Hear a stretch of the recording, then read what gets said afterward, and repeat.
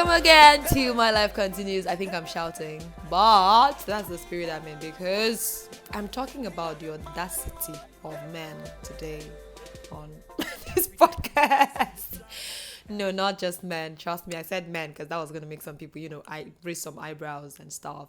Welcome to My Life Continues Everyday podcast. I am Amanda Elo and I've got a story to share as usual.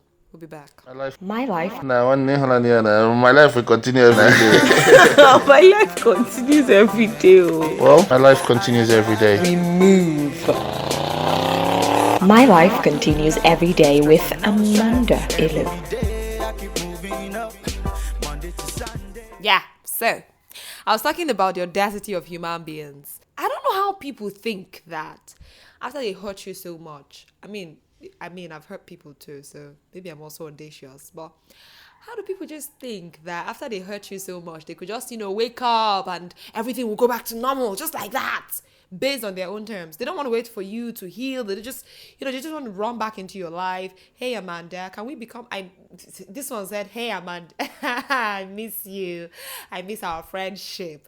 Can we go back? Oh, by the way, I have a guest with me already, and she's been looking at me and laughing. She's going to be sharing her story very soon with us. Remember, I told you this season 2, I'm going to be having more of live guests, right? And also, I'll be sharing stories from people beyond this place. So I will not have them always with me in my mini studio. Welcome. How are you doing? I'm fine, thank you. How are you feeling today? I'm feeling very, very, very fine. Today is a good day for me. It started from yesterday and today is still good too. Just hold on to that story. I like that it's a good day for you.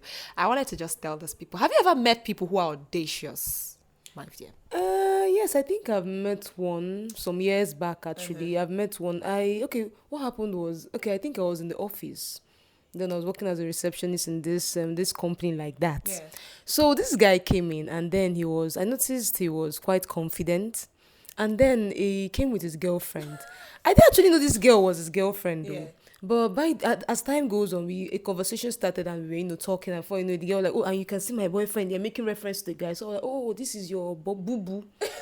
No, voila. So we started talking and everything. It was a very interesting conversation talking about relationships and the fact that, write out your list. Then I did not believe in writing lists. But ever since that thing happened, ever since that day, I went back home and I wrote a list. And it has really been guiding me. But that aside. So after all, we had a very interesting conversation. And then all of a sudden, the girl was like, the girl collected my number. Mm-hmm. Now, after a while, somebody chatted me up. They were like, hi, how are you doing? I'm like, who is this? And they're like, oh, it's me now. It's me. The guy that came to your office with the other lady. Oh, I was like, oh. He even mentioned his girlfriend. Babe. So I was like, oh, wow, good to, hear from you and the rest. And before you know it, it came again. It was like, do you know what? Before you know it, started saying things like, I like you and I like the kind of person you are. You don't mean it. I'm telling you. I felt embarrassed. Or would I say... At the point, I was like, are we not trying to betray your babe? Because you guys in my front were telling me, oh, this is my babe, I help her grow, I've been there for her. It was all we said from the scratch. She wasn't this type of babe I wanted, but with my help and everything, I watched this young lady grow. This was what this guy was saying as of the day they came to my office. And then today, you're not telling me I like the woman you are. Do you have those things I'm looking for in a woman? And I felt bad. Because... So it was the audacity for me. It me to laugh. You're the audacity. And then I just remembered the girl, the babe per se. Mm-hmm. I remembered and I could see that from her countenance, I noticed she's a calm fellow. She's calm. And then I realized that this guy happened to be this type of domineering guy that shaped you to the kind of woman he wants you to be. And what puts me so much is the fact that looking at that lady, from all what they were saying, I saw that this lady has given this young man her all. And her all wasn't enough. A friend said, whatever funds I'm sorry, this is cliche. I have good men. I always say it. I've encountered good men. But, correct me if I'm wrong. My friend said, whatever funds the audacity of men should be studied. Well, I think they say they come with, being a man, in quotes, comes with a natural ego. You know you're a man and you stand to have your own family. So you have to grow that ego, whether you like it or not, especially in our African society. Isn't that toxic? Anyway, that's a talk for another day. They have to be fiends. They have to be fiends because the society is dangerous, so they have to be fierce. So who is this society if all the men are fierce? For who exactly? Me?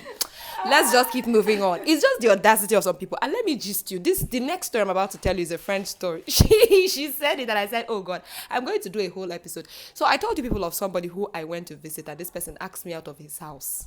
Yes, maybe he did. I'm sorry, but yes, he did. It still hurts me, but I forgive. But it's just that forgetting it is not going to be easy because this same person keeps reaching out and giving reasons that are just, okay, it's okay. I accept your reason. I move on. But don't come and want me to become that person we used to be. Give me some time, Mogbe, to breathe and heal. And you're telling me I miss the friend we used to be. You miss the friend I used to be to you. And you asked me out of your house with your full chest. It does not click.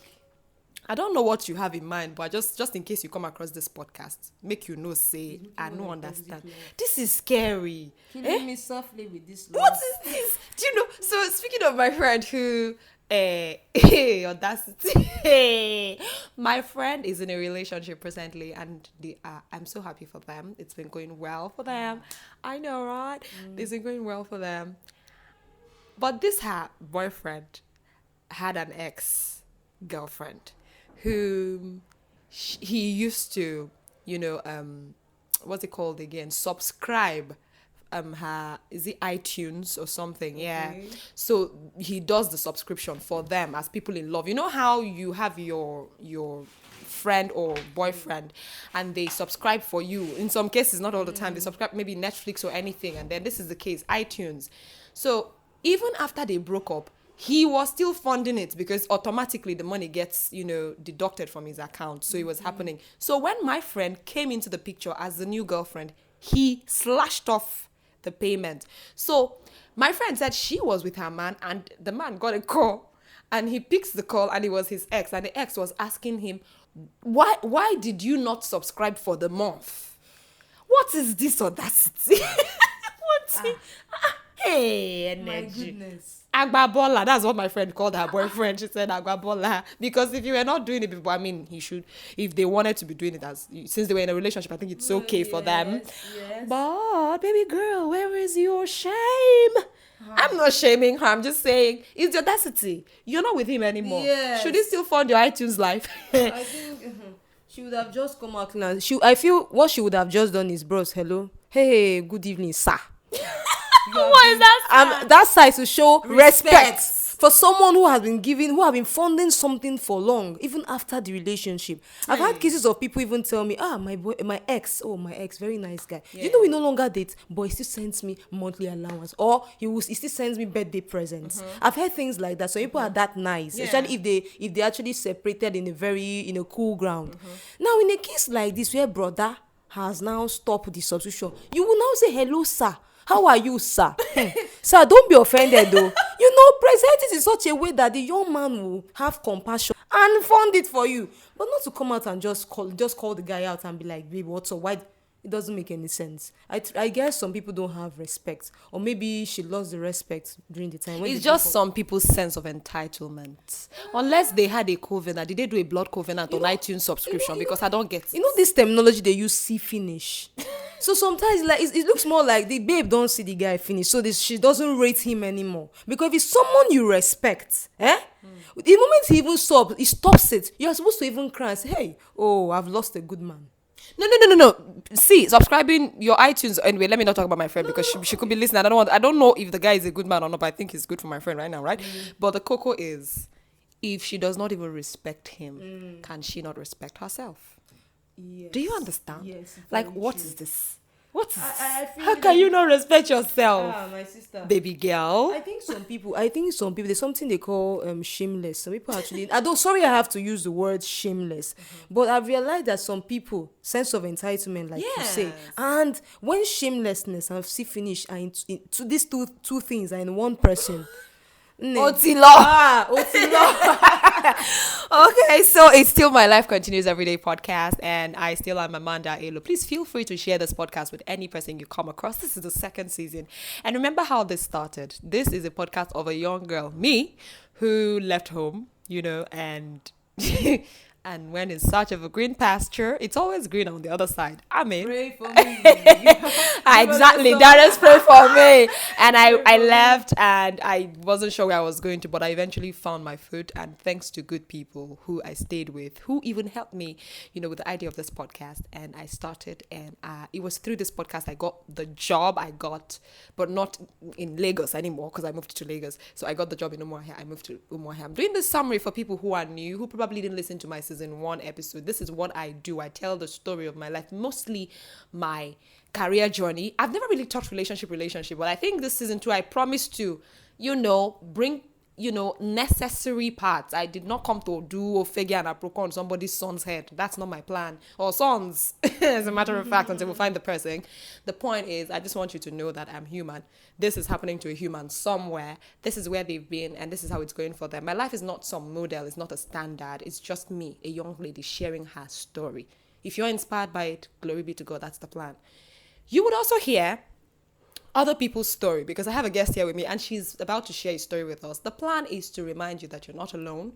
Things happen to people. Success stories are beautiful. They are common. But while we're waiting for it, we could still let people know that these things happen. Some days it's not even a success story. Some days it's just a story of disappointment. But we are alive. We did not hurt ourselves. A lot of people hurting themselves. A lot of people taking their lives. It's not in my place to ask you why. It's not in my place to say anything. Because I know some days the grace is just not there. You just do not see a reason to live. But I want you to please listen to this podcast and understand that things are happening to people. And guess what? Bad things happen to even good people. It does. That's the truth. Understand it and have peace. Breathe and do what you can. I was reading the book of Sirach this morning and it said, enjoy your wealth, right? Do not be stingy to yourself, because this life, it comes and it goes. Before you know it, you're gone. And then some other people are sharing what you have. It doesn't have to be money. It could be anything. And it also said, whatever makes you happy that is not against the law, do it. I read it in the book of Sirach this morning. So you know this.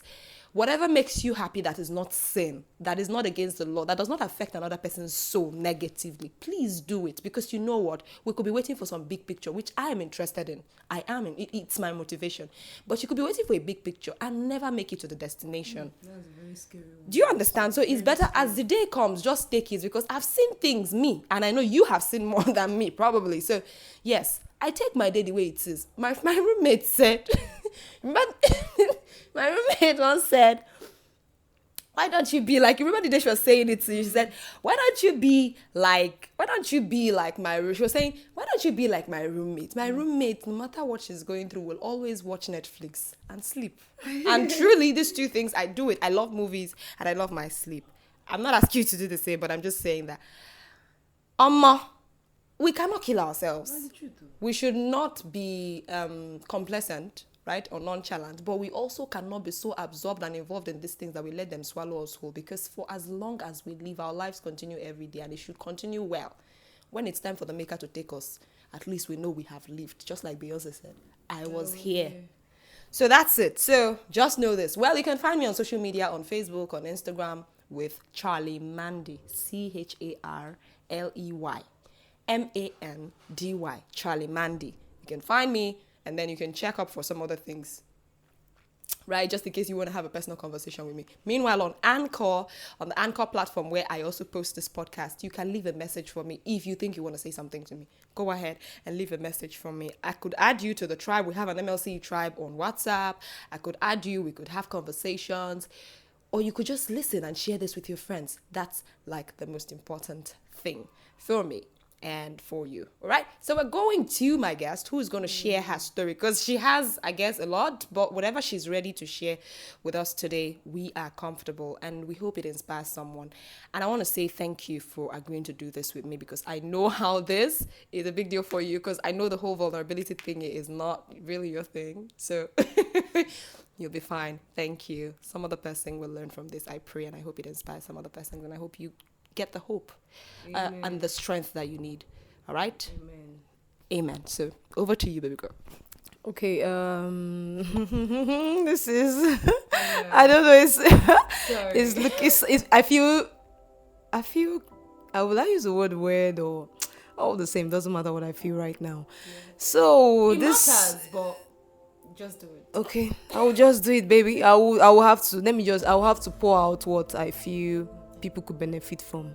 Recently, I went to school because I am actually in my clearance process, and then there was this girl I met. We were trying to sort out some things in the bursary department, and then she told me, I knew a friend of mine. This is my friend that was close to suicide. He was suicidal. I asked her what happened. She said, this guy was actually a bright person. She said they were even twins, and he was a bright child. He got admission even before his twin brother came to school, but then started having missing script issues. And by the time he was reaching his third year, his result was not wonderful.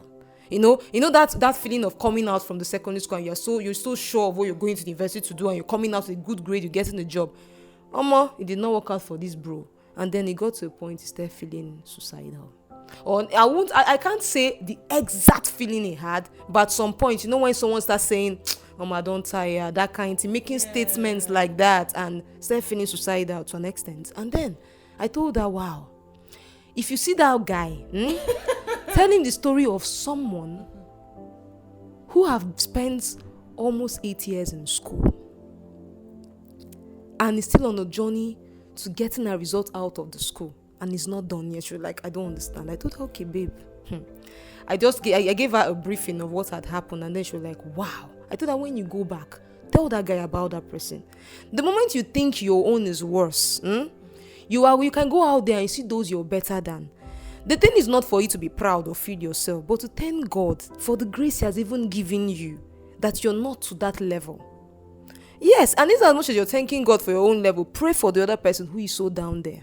Now, why am I saying this? I am someone who, in my secondary school days, in my GS1, I was trying to adapt both emotionally and psychologically, but for my GS2 days, I picked up.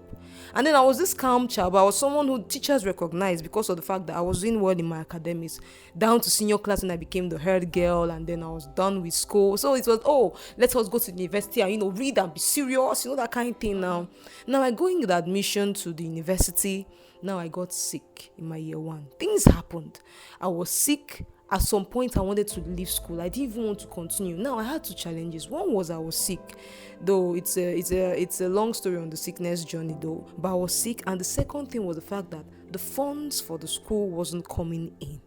I was supposed to have paid my school fees before we started our first semester year 1 examination, and I needed to get a reg number. But then the funds was not coming. Why? Because as of that time, things went wrong.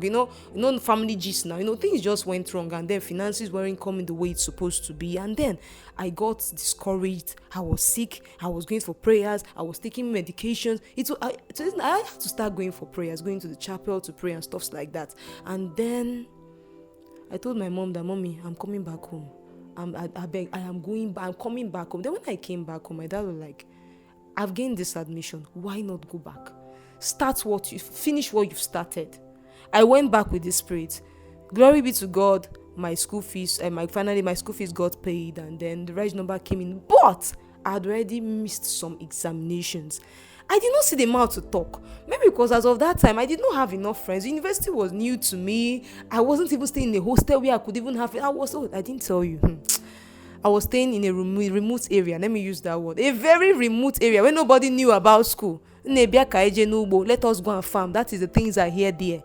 So nobody was really enlightened to know what I was going through. And I didn't really have who to talk to now. So the point was, I decided to not even write the papers. I wanted to go back home as year 1 young girl coming to the university.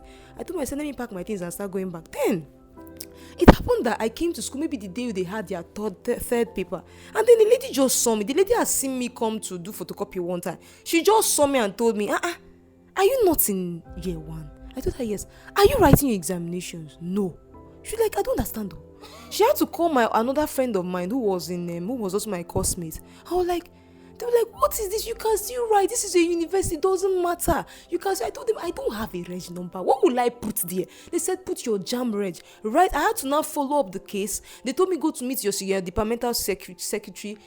Draft a letter to the VC, pleading with him that you could write your exams without your reg number, but you're going to pay your school fees. So I had to follow up that. I did that, and then I wrote my exams without my reg number. But I didn't tell you. I just said something earlier. I wasn't feeling well. I don't want to go into details of what I was going through, but then it also affected me academically. There was no zeal to read. I'm opening my book. I'm not even understanding what I'm seeing there. It was a whole lot of things. Now, things got better. My year 2, my year 3, my final year. But deep down, I was struggling with the fact that I had up to 6 carryovers and I didn't know how to go about it. I wanted to say something. The person I was telling was also a year 1 student that did not even know how to go about it. So I was going through a turmoil in the sense that I had a problem. I knew I had a problem, but then I didn't really know who to say it to. I felt that because me as a person, my secondary school days, whenever I fail, I couldn't stand up to failure. If I see myself fail, I cry. I'm very bitter. I'm not proud of it. So at this point, I wasn't proud of me going to go and tell somebody this type of thing that I'm having carryovers. I was ashamed. I told myself I can do it. Oh, and then I forgot something. I had someone who had the same situation as I did. She too, but in her own case now, she lost a parent. I didn't lose any parents as of then. She lost a parent, her dad. She struggled. One day she came, she told me, see you, babe. A king say he want to marry me. He's a prince. Just tell me, I told her, babe, you know you're not done with school. As per, I was trying to put her in the track of establish yourself. She said, nah, see as it be. Before I knew what was happening, this lady self that I'm even talking about seems to even be doing better than me. She wore nice dress, she rubbed better cream, made her hair. So I don't understand why she was giving up. And before I knew what was happening, second year, I know see her. She left. So it was that like me, because this girl, I knew her from my secondary school days. So when she left, I was like, wow, this babe don't find come. I said, no, I must quit you. I will do it. I can do it. Year 2, struggling. Now, year 2 was the fact that, like I said, I was not beginning to adjust to the university system. But then my grades were not encouraging me. I got to third year, my grades got better. But the challenge I was having was deep down. There was a mistake I told my sister that I made. I'm even saying it now. Now, this story is actually to inspire those who got a messed up got their university, schooling all messed up. This is to make them see that life continues and there is hope only if you can open your eyes to see this hope. Now, I was ashamed. I didn't know who to talk to. I didn't know what to do. Then my course advisor told me as a year 1, because my year 1 grades were not good because of, like I said, I was sick and finances. Now, my course advisor was like, it's better you would have repeated if your grade was like this. Me, I was like, the psychological state of going to go and tell my parents that look at what's happening. I was thinking I could do it. But then I just realized that sometimes it's good at some point in life, you sit down and tell yourself the truth. If it's choking you, I am choked. Tell yourself the truth and know where the help will come from. Share. Then when he said this, I was like, no, sir, I'll continue, because my year 1 experience was hell. I will not use the word I was traumatized, because you know how federal universities are now. When you start your year 1 course, faculties upon faculties doing a general, it is hectic. I remember my trekking, the fact that I would stay in a building that we cannot hear, the public address system is so low, you cannot hear anything. How will I start writing GS over? I said, no, I will try my best to make it right by my second year, third year. I got to my second year, okay, I still managed to pull through. My third year, I did well. But now, at that point, the truth was, if I had known, I told someone that the only regret I had was, if I had known I would have stepped down. As of that, my year 1, I would have stepped down back. Instead of going to year 2, I would have stepped down and step back and started again. If I started afresh, now I was familiar with the school system, I would have improved in my grades, and it would help me at the long run. But then I kept believing that I could do it, and then we got to final year. I just realized that I was going to write how many carryovers, I think 6 or 7 or so. I had to start writing my final year papers, writing this one, writing that one.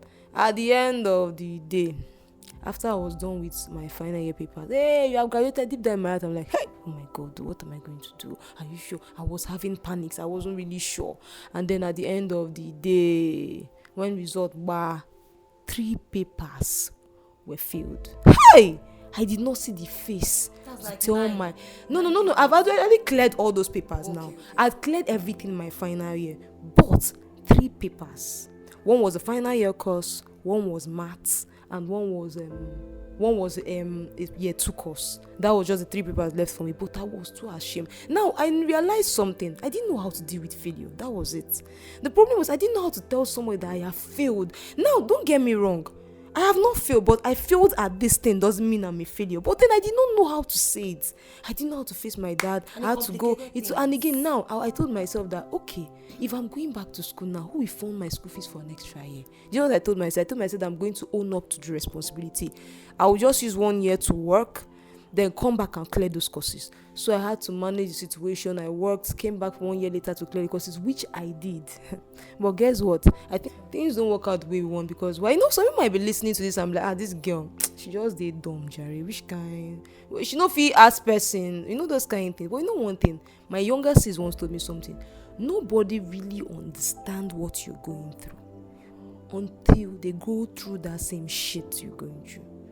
It might be like, it's all peps. It's looking like, I beg, this is a summary. I'm talking about years passing by.